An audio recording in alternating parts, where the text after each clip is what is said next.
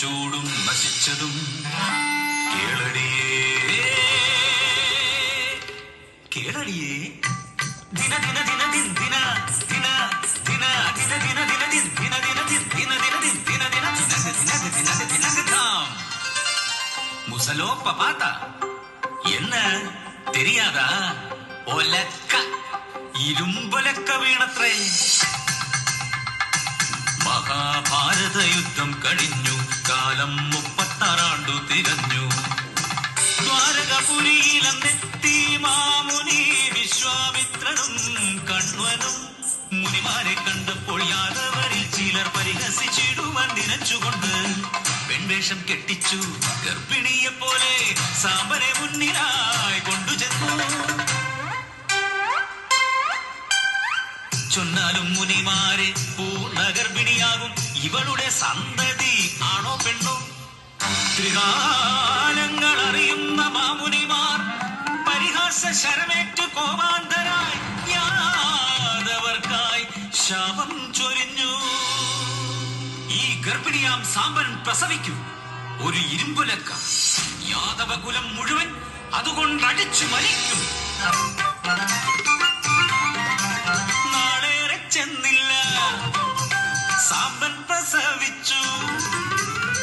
അത്യുഗ്രമായൊരു ഇരുമ്പുലക്ക രാഗി പൊടിച്ചവർ ഇരുമ്പുലക്ക പൊടിയാക്കി കടലിൽ കലക്കിയത്രേ രാഗാൻ കഴിയാതെ വന്നൊരച്ചെറുതരി കടലിൽ എറിഞ്ഞവർ തിരിച്ചു വന്നു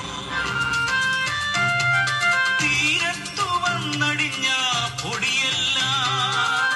എരകപ്പുല്ലായി വളർന്നു വന്നു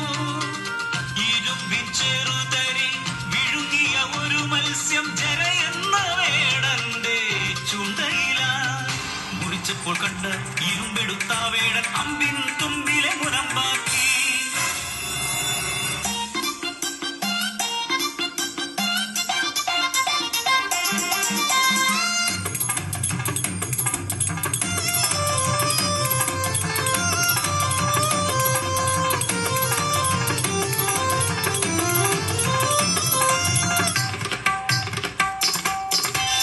ആട്ടമായി പാട്ടുമായി കൂത്തുമായി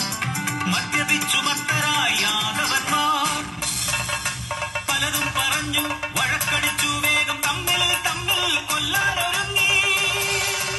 ആയുധമില്ലാതെ വന്ന നേരം ക്ഷണം എരകപ്പുല്ലവർ പറിച്ചെടുത്തു കഷ്ടം മഹാകഷ്ടം മാറുന്നു പുല്ലത് ഉലക്കയായി ആഞ്ഞടിച്ചു പരസ്പരം കൊന്നുവീഴ്ത്തി യാദവകുലം തമ്മിൽ തമ്മിൽ തല്ലി മരിച്ചു ഏകനായി കൃഷ്ണൻ കാട്ടിലലയവേ ഇരയെന്നു കരുതി ജരയെന്ന വേടൻ ഇരുമ്പിൻ മുന വെച്ചോരം ചെയ്തു കണ്ണനെ ആ കഷ്ടം ഭഗവാനും മരിച്ചു വീണു പിന്നെ വാനിലേക്കുയർന്നു ലക്ഷ്മിയുമാ ஐயா அம்மா அத்தா புரிஞ்சுதா அதுக்கப்புறம் ദ്വാരകപുരിയെല്ലാം കടലിലാണ്ടു പോയി യാദവരെല്ലാം നശിച്ചു പോയി ദിന്ത തക്കിട്ട് തനക്ക് തക്കിട്ട് തനക്ക് തക്കിട്ട് തനക്ക് തക്കിട്ട് ദിന്ത ദിന്ത ദിന്ത ആട്ടാടി ആട്ടാടി ஆத்தாடி நான் சொல்லும் கதை கேட்டாயோ இந்த சபையிலே ஒரு காரியம் சொல்ல போறேன் ஆறு நினைச்சாலும் மாറ്റാനാകില്ല ഒരു കാലവും ആ വിധിയൊന്നിനെ അത് ബ്രഹ്മൻ നിனைச்சாലും